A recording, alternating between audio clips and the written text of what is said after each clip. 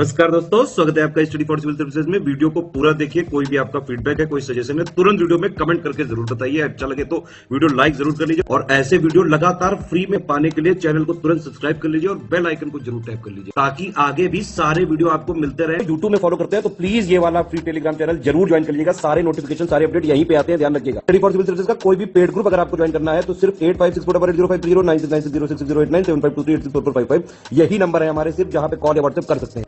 Instagram पे हमारा page जरूर फॉलो कर लीजिएगा, स्टडी फॉर सिविल .सर्विसेज है। ट्विटर पे हमको जरूर फॉलो कर लीजिएगा, @स्टडी फॉर सिविल्स है। नमस्कार दोस्तों, एक बार फिर से आपका बहुत बहुत स्वागत है स्टडी फॉर सिविल सर्विसेज में। और मैं एसके त्रिपाठी आज आप सभी के साथ जो हमारी daily current affairs news analysis की सीरीज है उसको यहाँ पर बाइलिंगुअल मैनर में कंटिन्यू कवर करूंगा। और जैसा कि आप लोग स्क्रीन में देख पा रहे होंगे कि ये जो आर्टिकल्स हैं गवर्नमेंट की जितनी भी लीडिंग वेबसाइट्स हैं और जो लीडिंग न्यूज़पेपर्स है वहां से कलेक्ट किए जाते हैं, फिर आप लोगों को यहाँ पर उपलब्ध कराए जाते हैं, जो आप लोगों के लिए स्पेशली फॉर यूपीएससी सीएससी, उसके साथ ही जो स्टेट पीसीएस के एग्जामिनेशंस होते हैं उनके लिए प्रीलिम्स और मेंस दोनों ही पर्सपेक्टिव में बहुत ही ज्यादा लाभदायी सिद्ध होगी। तो आप लोग इस सीरीज को सतत रूप से देखें और इसका महत्तम लाभ भी अर्जित करें। साथ ही दोस्तों, अगर आपने इस वीडियो में 10,000 लाइक्स का टारगेट कंप्लीट किया तो आप लोगों को इसकी जो पीडीएफ है फ्री ऑफ कॉस्ट हमारे टेलीग्राम के चैनल पर उपलब्ध कराई जाएगी। तो आप लोग हमारा टेलीग्राम का चैनल जरूर ज्वाइन कर ले, साथ ही इंस्टा का पेज भी हमारा फॉलो कर ले। तो देखेंगे हम लोग किन टॉपिक्स को देखने जा रहे हैं हम लोग। तो सबसे पहला टॉपिक हिंदी दिवस से रिलेटेड है ना, जो वर्ल्ड हिंदी दिवस मनाया जाता है 14 सितंबर को, उसको लेके ये फ्रेम किया गया है। तो आर्ट एंड कल्चर में रख सकते हैं, पेपर 1 का पार्ट है। इसके बाद इंडिया और ब्रिटिश के कॉन्स्टिट्यूशन का कंपैरेटिव एनालिसिस बताया गया है, जो हमारे सेकंड पेपर का कोर टॉपिक है। इसके बाद G20 एंड इंडिया के बारे में बताया गया है, इकोनॉमिक डोमेन में थर्ड पेपर में भी जाएगा, इंटरनेशनल ऑर्गेनाइजेशन के संदर्भ में सेकंड पेपर में भी जाएगा। उसके बाद ऑपरेशन गियर बॉक्स है, जो आपके ड्रग्स वगैरह की ट्रैफिकिंग होती है उसको पकड़ने के लिए ये ऑपरेशन चलाया गया था। तो ये देखेंगे हम लोग, थर्ड पेपर का पार्ट है और सेकंड पेपर में भी रख सकते हैं। इसके बाद जो नेक्स्ट हमारा यहाँ पर आर्टिकल है एनर्जी सिक्योरिटी से रिलेटेड है, जो थर्ड पेपर का पार्ट है।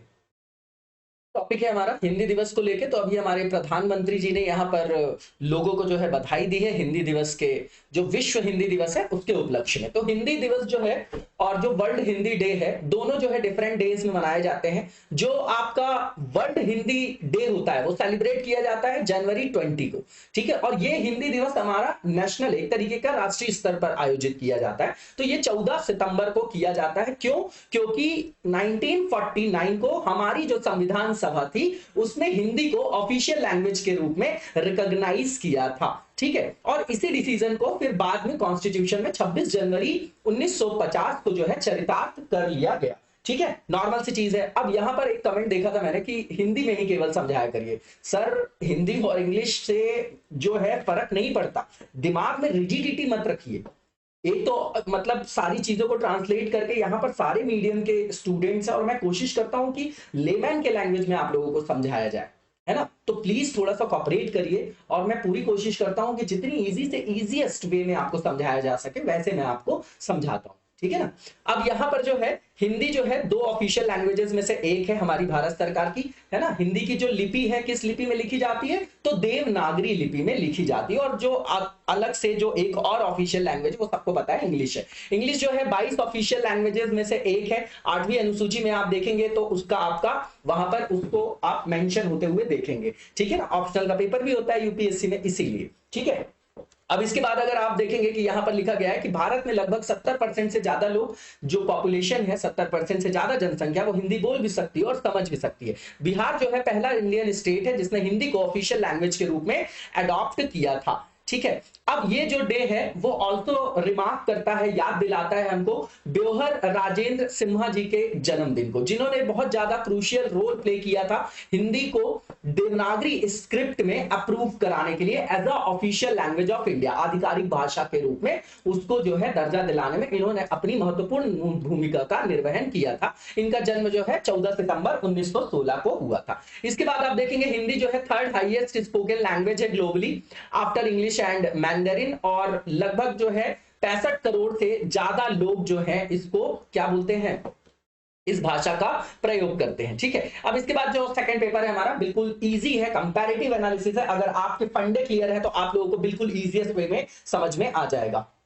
अब यहाँ पर जो सबसे पहला यहाँ पर पॉइंट लिखा गया है, यहाँ पर इसलिए ये कंटेक्स्ट में लिया गया है, न्यूज का जो कंटेक्स्ट है वो ये है कि किंग चार्ल्स जो है सम्राट, उन्होंने सत्ता में आने के बाद पहली बार जो है ब्रिटिश पार्लियामेंट को संबोधित किया। तो हमने यहाँ पर सिमिलैरिटीज देखने की कोशिश की है, कंपैरेटिव एनालिसिस करने की कोशिश की है इंडियन और ब्रिटिश कॉन्स्टिट्यूशन में। तो सबसे पहली चीज, पार्लियामेंट्री फॉर्म ऑफ गवर्नमेंट हमने कहां से लिया है? ब्रिटिशर्स से लिया है। फेडरल सिस्टम हमने कहां से लिया है? यूएस से लिया है। ठीक है ना। हमारा जो है क्वासी जो है आपका फेडरल या क्वासी जो है सिस्टम जो है हम अपनाया है हमने अपने संविधान में, क्योंकि हमने राज्यों को भी जो है शक्तियां दी है। इसीलिए हमारे यहाँ 7वीं अनुसूची के अंतर्गत 3 अनुसूचियां बनाई गई है, राज्य और संघ और संवर्ती। अब ये पार्लियामेंट्री सिस्टम का मतलब ये होता है, जो आर्टिकल 75 सब क्लॉज 3 में पढ़ते हैं आप, कलेक्टिव रिस्पॉन्सिबिलिटी, मतलब प्राइम मिनिस्ट्रियल जो आपकी गवर्नमेंट है, ठीक है ना, और इसमें जो एग्जीक्यूटिव है, मतलब जो आपकी काउंसिल ऑफ मिनिस्टर्स है, वो आपकी सामूहिक रूप से उत्तरदायी होती है मंत्रिपरिषद किसके प्रति? लोकसभा के प्रति।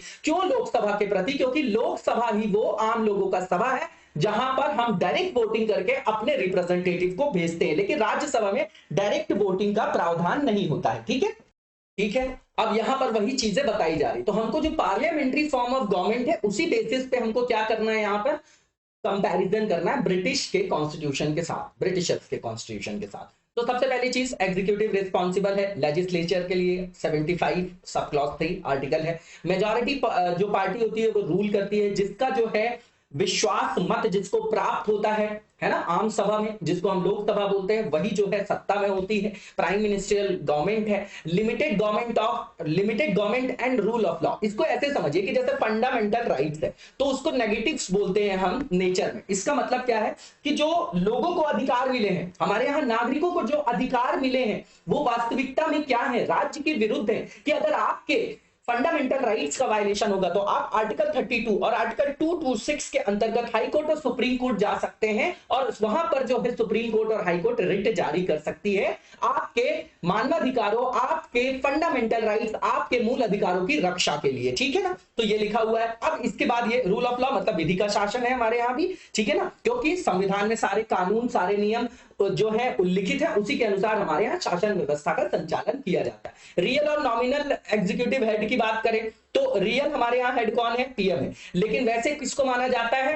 प्रेसिडेंट को। वैसे ही ठीक वहां पर भी है कि वहां पर क्या है? राजा है और प्राइम मिनिस्टर है। ठीक है ना, तो वहां पर भी जो राजा है वो एक तरीके का क्या है? नॉमिनल जो है हेड है। इसके बाद कैबिनेट फॉर्म ऑफ गवर्नमेंट है। ठीक है, उसकी कलेक्टिव रिस्पॉन्सिबिलिटी होती है, जिसको हम काउंसिल ऑफ मिनिस्टर्स भी बोलते हैं। और इसीलिए बोला जाता है कि अगर यहां पर कोटेशन दिया जाता है कि all ministers sink and swim together, इसका मतलब यह कि अगर अविश्वास प्रस्ताव पारित हो जाता है तो पूरे की पूरी जो सरकार है उसको इस्तीफा देना पड़ जाता है। ठीक है, इसके बाद प्राइम मिनिस्टर्स की अपॉइंटमेंट की बात करें, लीडरशिप की बात करें, रिमूवल की बात करें, फंक्शन की बात करें तो ऑलमोस्ट सिमिलर है। बाई कैमरल लेजिस्लेचर है, अपर हाउस भी है और लोअर हाउस भी है। हमारे यहाँ लोकसभा और राज्यसभा है, वहां पर हाउस ऑफ कॉमन्स और लॉर्ड्स जो आपका हाउस ऑफ लॉर्ड्स है। इसके बाद जुडिशरी की इंडिपेंडेंस है ना हमारे यहाँ। ठीक है, और वहां पर भी है, लेकिन वहां पर जुडिशरी का जो मतलब इवोल्यूशन हुआ है वो बहुत लेट हुआ है। 2000 के दशक के बाद जो है उनको संविधान की जरूरत पड़ेगी, तो वो बहुत ज्यादा मैच्योर सोसाइटी है। ठीक है, तो वहां पर जो जुडिशरी उसको जुडिशियल रिव्यू वगैरह नहीं दिया गया।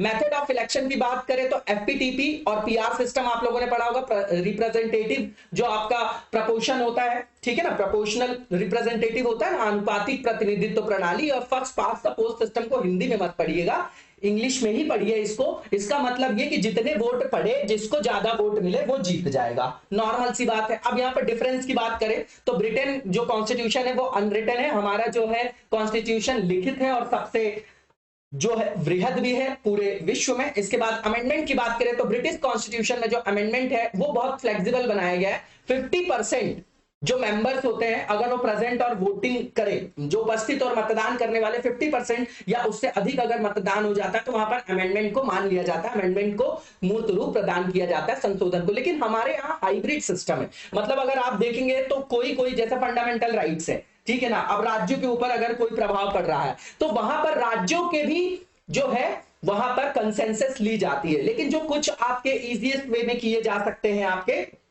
क्या संविधान संशोधन। ठीक है, तो रिजिड और फ्लेक्सिबल के बीच का रास्ता हमने अपनाया है। हमारे यहाँ लचीला भी है, उसी टाइम पे कठोर भी है, तो हाइब्रिड सिस्टम है, वहां पर लचीला है। डीपीएसपी और फंडामेंटल ड्यूटीज ब्रिटिश कॉन्स्टिट्यूशन में नहीं है, हमारे यहाँ है। इसके बाद आप देखेंगे तो ब्रिटिश कॉन्स्टिट्यूशन एक इवोल्यूशन जो फेज में डेवलप हुआ है ना, वहां पर संविधान लिखित नहीं है, धीरे धीरे जो है वहां पर समाज इतना जो है आपका सभ्य है कि वो अपने आप चीजों को जो है चला लेता है, तो धीरे धीरे वहां पर इवोल्यूशन हुआ। लेकिन हमारे यहाँ संविधान सभा के माध्यम से जो है हमने क्या बनाया है, अपना संविधान बनाया है कॉन्स्टिट्यूएंट असेंबली के द्वारा, वहां पर ऐसी कोई व्यवस्था नहीं थी। ठीक है, अब इसके बाद अब देखेंगे तो जो ब्रिटिश पार्लियामेंट है वो सोवरेन है, संप्रभु है, लेकिन हमारे यहाँ हम भारत के लोग संप्रभु हैं। मतलब इसका मतलब यह कि हमारे यहाँ जो हमारी जनता है वही प्राधिकार का स्रोत है, हमने ही संविधान लिखा है, लेकिन वहां पर ऐसा नहीं है। वहां की जो आपकी पार्लियामेंट है, संसद है, वो संप्रभु है और वही सब कुछ है, वो एक तरीके से केंद्रीकृत शक्ति का संकेंद्रण बिंदु है। ठीक है, इसके बाद हमारे यहाँ कॉन्स्टिट्यूशन की बात करेंगे तो क्वासी फेडरल है, क्योंकि राज्यों को भी अधिकार दिया गया है। हम कॉम्पिटिटिव फेडरलिज्म और कोऑपरेटिव फेडरलिज्म के बेसिस पे काम कर रहे हैं। हमने डिस्ट्रीब्यूशन ऑफ पावर्स किया सेंटर और स्टेट के बीच में, लेकिन परफेक्ट मॉडल फेडरल स्टेट का कौन है, तो भैया यूएस है, क्योंकि वहां पर clear cut separation of power, वहां कोई कंकरेंट लिस्ट नहीं है, लेकिन हमारे यहाँ है। ठीक है, ब्रिटेन में आप देखेंगे तो कॉन्स्टिट्यूशनल मोनार्की है। ठीक है, और वहां पर जो किंग है, जो नॉमिनल हेड है, उसको कोई विवेकीय शक्ति, डिस्क्रिशनरी पावर जो है प्राप्त नहीं है ना, इसको जाना जाता है गोल्डन जीरो के नाम से। लेकिन हमारी जो राष्ट्रपति जी हैं उनको जो है विवेकाधीन शक्तियां दी गई हैं और पार्डन पावर भी दी गई है, आर्टिकल 72 आप पढ़ते होंगे। इसके बाद आप देखेंगे कि ब्रिटिश संसद देश में एकमात्र जो है विधायी सदन है, उसका मतलब यह है कि इसकी शक्तियां जो है वो निरंकुश है। ठीक है ना, और यहां पर जो है जुडिशियल रिव्यू वगैरह की व्यवस्था नहीं है। भारत में जुडिशियल रिव्यू, न्यायिक समीक्षा की व्यवस्था। न्यायिक समीक्षा का मतलब क्या, कि एग्जीक्यूटिव के, लेजिस्लेचर के किसी भी विधान का न्यायिक परीक्षण हमारी माननीय न्यायालय कर सकती है। ठीक है, इसके बाद आप देखेंगे कि ब्रिटिश संविधान में एग्जीक्यूटिव के अंतर्गत राजा भी आता है, पीएम भी आता है, मंत्रिपरिषद भी आती है, स्थायी कार्यकारी भी आते हैं, लोक सेवक भी आते हैं, प्रीवी काउंसिल आते हैं। लेकिन इंडियन कॉन्स्टिट्यूशन में एग्जीक्यूटिव के अंदर मंत्री है, मंत्रिपरिषद ले सकते हैं आप उसको, और लोक सेवक जो है वो मिलकर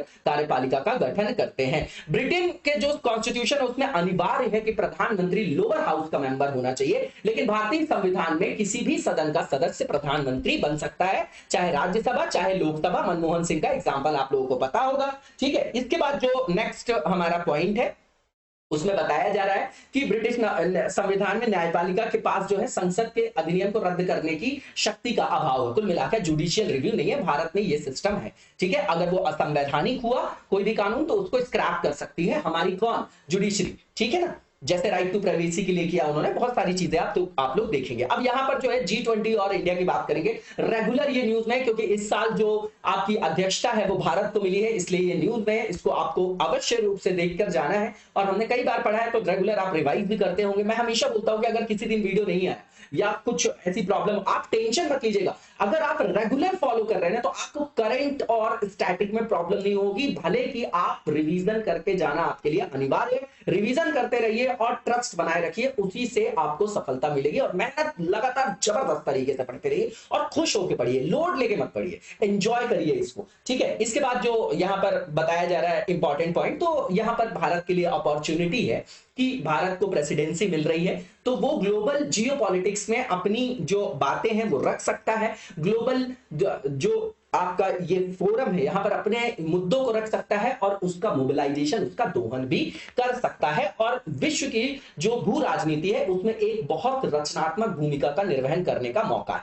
ठीक है, अब ये इस टाइम पे ऐसी मीटिंग हो रही है जब ऑलरेडी वर्ल्ड फेस कर रहा है कई सारी क्रूशियल प्रॉब्लम्स, जैसे यूक्रेनियन वॉर है आपका, है ना, कोविड-19 पैंडेमिक की रिकवरी चल रही है, तो सारी इकोनॉमीज में रिसेशन देखा जा रहा है, हमारा मार्केट बस ऊपर चला जा रहा है, पता नहीं किस बेसिस पे जा रहा है। आप बैंकिंग सेक्टर देखेंगे तो परफॉर्म कर रहे हैं, जबकि एनपीए लगातार बढ़ रहा है। तो यही मैं बोलता हूं कॉन्ट्राडिक्शन है। आप लोग कैसे दे देते इतना बड़ा बड़ा लोन अडानी लोगों को, और फिर अडानी की वजह से न्यूज आती कि भैया अगर वो बैंकरप्ट हो गया, उसको कोई प्रॉब्लम हो गई तो पूरी की पूरी देश की अर्थव्यवस्था संकट में आ जाएगी। एक व्यक्ति पे देश की अर्थव्यवस्था आपकी डिपेंडेंट होगी। वाह क्या बात है ना। अब यहां पर G20 की बात करेंगे तो इंटरनेशनल इंटर गवर्नमेंटल ग्रुप है, ये रिप्रेजेंट करती है ये कई सारी गवर्नमेंट्स को, अंतर सरकारी समूह। उसका मतलब ये कि कई देशों की सरकारें हैं इसमें, मतलब देश वहां पर सम्मिलित है, और ये किसी एनजीओ या निजी संस्थाओं का संगठन नहीं है। लेकिन G20 का कोई परमानेंट हेड ऑफिस नहीं है, ये याद रखिएगा। ठीक है, इसके बाद ये एक इनफॉर्मल ग्रुप है, इसमें कोई ट्रीटी एग्रीमेंट वगैरह नहीं होता है। ये इनफॉर्मल ग्रुप है, इसमें 19 कंट्रीज है प्लस यूरोपियन यूनियन है। यूरोपियन यूनियन में बहुत सारे देश हैं, तो इसका मतलब ये कि 20 से ज्यादा कंट्रीज हैं इसमें, ठीक है। इसको 1999 में जो है स्थापित किया गया, क्योंकि 1996 में एशियन टाइगर क्राइसिस हुआ था। तो वर्ल्ड को इकोनॉमिक जो भी आपका वर्ल्ड इकोनॉमी जो है, जो इकोनॉमिक आपका संदर्भ है, रेफरेंस है, तो उसमें नेगेटिव इंपैक्ट ना पड़े, उसको बचाने के लिए, उसको सतत रूप से चलाने के लिए जो है इस ग्रुप को बनाया गया है, ठीक है। और ये रिप्रेजेंटेटिव भी है आईएमएफ में, इंटरनेशनल मॉनेटरी फंड में। इसके बाद अगर आप देखेंगे इसके मेंबर्स की बात करें तो Argentina, Australia, Brazil, Canada, China, France, Germany, India, Indonesia, Italy, Japan, Republic of Korea, Mexico, Russia, Saudi Arabia, south Africa, Turkey and United kingdom और यूनाइटेड स्टेट्स और ईयू है आपका, ठीक है। इसके बाद अगर आप देखेंगे नेक्स्ट जो हमारा पॉइंट है कि इसका मेन फोकस क्या है, तो ग्लोबल इकोनॉमी को जो है बनाए रखना, उसका सस्टेनेबल डेवलपमेंट करना, एप्रोप्रिएट डेवलपमेंट करना, और जो फ्रीक्वेंट फाइनेंशियल क्राइसिस आते हैं, वित्तीय समस्याएं आती है, उनसे उसको सुरक्षित करना, इसका मेन उद्देश्य है। अब इसके बाद इसकी इंपॉर्टेंस देख ले तो इसके जो मेंबर कंट्रीज हैं ये कंट्रीब्यूट करते हैं 80% वर्ल्ड की जीडीपी को और 60% वर्ल्ड के पॉपुलेशन का प्रतिनिधित्व करते हैं। कल मैंने कमेंट में देखा कि आवाज नहीं आ रही, इतनी बढ़िया आवाज आती है, इतने बढ़िया स्पीकर से मैं जो है रिकॉर्ड करता हूं, पता नहीं कैसे साउंड, या तो मोबाइल में प्रॉब्लम हो सकती है। आप लोग प्लीज एक बार हेडफोन लगा के देखिए, मतलब इतना चिल्ला चिल्ला के करते हैं रिकॉर्डिंग कि किसी तरीके की समस्या। वापस मैं सुनता हूं, आप ये मत सोचिए कि वीडियो बना देता हूं तो मैं दोबारा नहीं सुन, मैं वापस से क्रॉस चेक करता हूं, हमारी पूरी टीम क्रॉस चेक करती है। तो सपोर्ट बनाए रखिए प्लीज, है ना। और यहां पर जो ये कंट्रीब्यूट करते हैं 75% वर्ल्ड के ट्रेड में भी। 4 इंपॉर्टेंट पार्टनर्स है इसके, इसमें इंडिया भी आता है, चाइना भी, यूएस और यूरोपियन यूनियन। ये टोटल मिलकर ग्लोबल ट्रेड का जो वैश्विक व्यापार है उसके 40% को रिप्रेजेंट करते हैं। इसके बाद सिग्निफिकेंस की बात करें G20 की, तो भैया मेजर इंटरनेशनल इश्यूज को डिस्कस करने के लिए आपका ये अच्छा फोरम है, जैसे क्लाइमेट चेंज, टेररिज्म, जो नॉन टैरिफ बैरियर्स हैं, ठीक है, बॉर्डर इश्यूज है ना, ड्रग ट्रैफिकिंग है, तो इन सब मुद्दों के बारे में चर्चा करने के लिए एक अच्छा प्लेटफॉर्म भारत को है मिला है, और भारत इसकी अध्यक्षता भी कर रहा है। और भारत जो है ग्लोबल इश्यूज पर यहां पर कंसेंसस बिल्ड करने में अपनी महत्वपूर्ण भूमिका का निर्वहन कर सकता है, आम सहमति बनाने के लिए। G20 जो है प्रोवाइड करता है इंडिया के लिए एक प्लेटफॉर्म, जो कि भारत को विश्व में एक अच्छे नेतृत्वकर्ता के रूप में जो है वहां पर क्या कर सकता है, स्थापित कर सकता है। और यहां पर जो है हम वर्ल्ड के बड़े बड़े जो लीडर्स हैं उनसे अपने द्विपक्षीय जो मुद्दे हैं उनको भी डिस्कस करके रिजॉल्व कर सकते हैं, ठीक है। इसके बाद अगर आप देखेंगे तो भारत जो है विश्व व्यापार संगठन और जैसे मुद्दे बोल रहे हैं कि किस किस चीजों को हम यहां पर जो है प्रमोट कर सकते हैं, तो जैसे हम बोलते हैं कि फ्री और फेयर ट्रेड होना चाहिए वर्ल्ड में, है ना, फ्री और ओपन ट्रेड होना चाहिए इंडो पैसिफिक रीजन में, ठीक है। तो ये सब जो इंटरेस्ट है हमारे, है ना, और जो साझा हित है विश्व के कई देशों के साथ हमारे, तो उसको हम मोबिलाइज कर सकते हैं। इसके बाद इंडिया यूटिलाइज कर सकता है G20 को, ठीक है ना, भारत की global value, global leadership aspect में भारत की नेतृत्वकर्ता क्षमता को जो है प्रदर्शित करने के लिए, उसको सशक्त करने के लिए और मल्टीलैटरल पार्टिसिपेशन को बढ़ाने के लिए भी जो है इस प्लेटफॉर्म को हम यूज कर सकते हैं। इसके बाद यहां पर बोला जा रहा है जैसे यूएनएससी में हमारी परमानेंट मेंबरशिप की जो हमारी बात है उसको भी हम वहां से समर्थन ले सकते हैं। G20 से WTO रिफॉर्म की बात कर सकते हैं। इश्यूज क्या है G20 के साथ, तो सीधी बात है ये डोमिनेटेड है सीधे सीधे डेवलप्ड नेशंस के साथ, तो यहां पर सीधा सीधा कॉन्फ्लिक्ट ऑफ इंटरेस्ट देखा जाता है developed countries versus under developed और डेवलपिंग कंट्रीज के बीच में। इसके बाद नॉन कंक्लूसिव डिस्कशन, मतलब जो मैटर होते हैं वो फाइनली कंक्लूजन में नहीं पहुंच पाते, तो कोई निर्णायक निर्णय पर ये पहुंच नहीं पाते, तो अधिकांश चीजें जो है पेपर पर ही रह जाती हैं।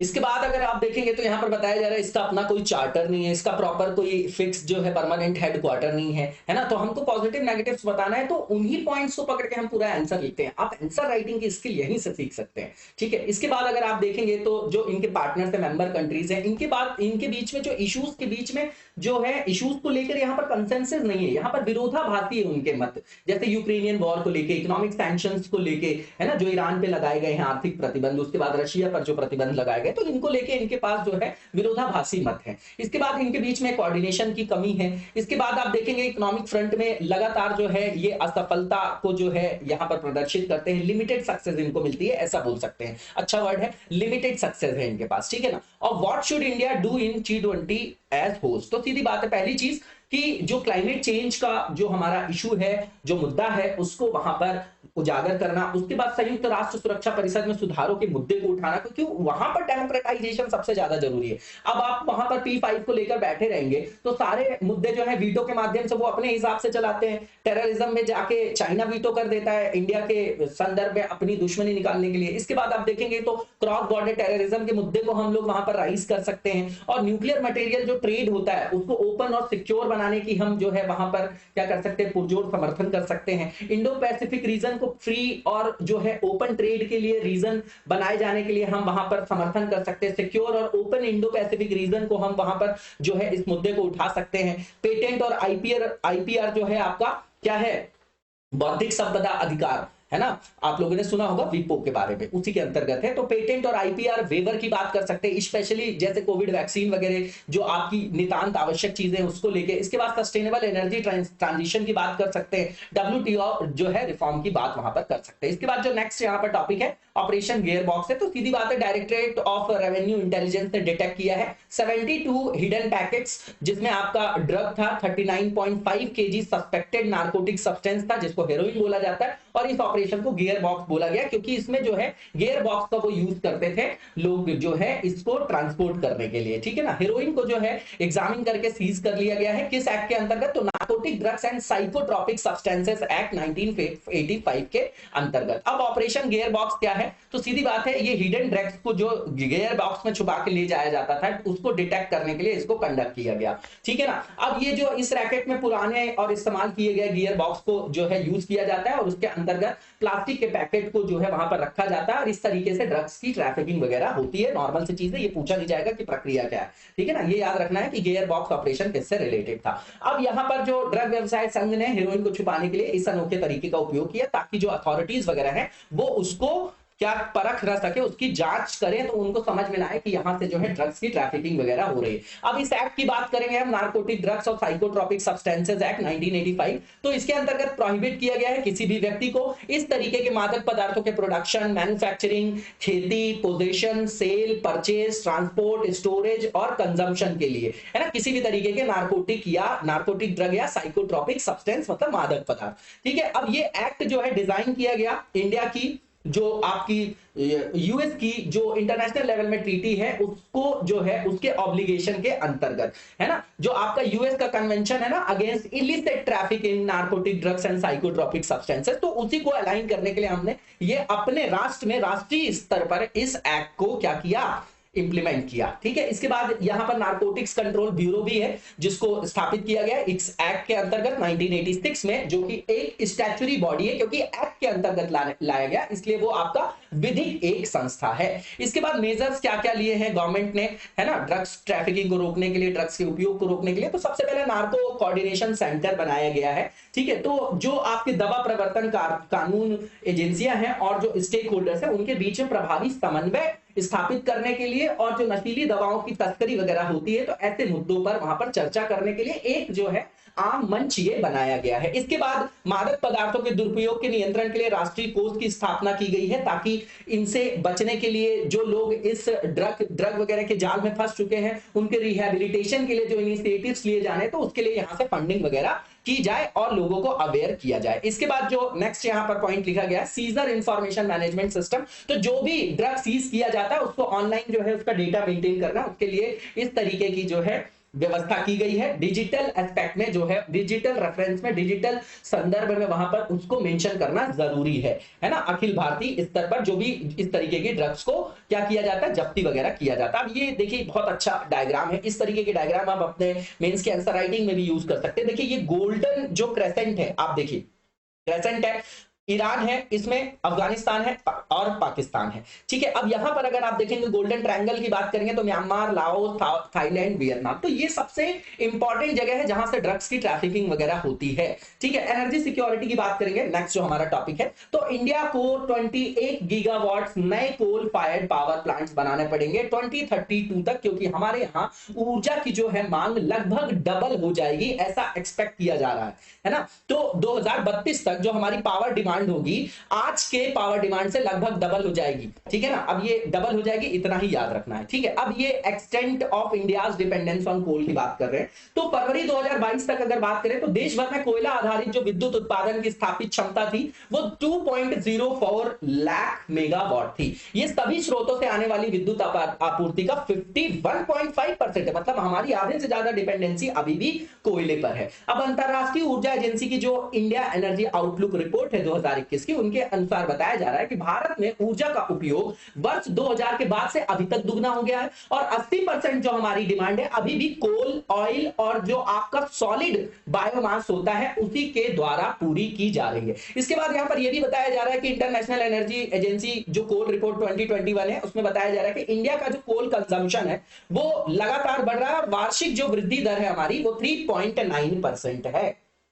अब यहां पर ये लिखा जा रहा है कि किस तरीके से हम अपनी इस कोयले के ऊपर निर्भरता को कम कर सकते हैं और क्यों जो है आवश्यक है। तो सबसे पहले एनवायरमेंटल एंगल है, क्योंकि इससे जो है आपका ग्रीन हाउस गैसेस का एमिशन होता है ना, पॉल्यूशन होता है और रेस्पिरेटरी सिस्टम में भी नेगेटिव इंपैक्ट पड़ता है लोगों के, है ना, तो रोग वगैरह भी होते हैं, ठीक है। और दूसरी चीज आप देखेंगे कि जो कोयले का कंपैरिजन हम अगर प्राकृतिक गैस की तुलना में करें तो प्राकृतिक गैस की तुलना में इसमें लगभग 2 गुना जो है ग्रीन हाउस गैसेस का जो है आपका एमिशन होता है और तेल से लगभग 60% अधिक, मतलब ऑयल से भी 60% अधिक जो है CO2 का एमिशन होता है। इकोनॉमिक ग्राउंड देखें अगर तो जो कोल बेस्ड आपके थर्मल प्लांट्स होते हैं ये कैपिटल इंटेंसिव होते हैं, लेकिन वहीं पर अगर डिसेंट्रलाइज्ड सोलर प्लांट्स की बात करेंगे तो ये आपके फार्मर्स की निजी जमीन पर जो है आपके स्थापित किया जा सकता है, उससे जो है एम्प्लॉयमेंट जनरेशन भी होगा और एक्स्ट्रा सोर्स ऑफ रेवेन्यू भी जनरेट होगी और वो आपका विन विन सिचुएशन है क्योंकि रिन्यूएबल एनर्जी का सोर्स है। इसके बाद सोशल अगर आप एंगल देखेंगे तो कहीं ना कहीं इससे रेस्पिरेटरी जो सिस्टम है उस पर नेगेटिव इंपैक्ट पड़ता है, श्वसन संबंधी बीमारियां होती है,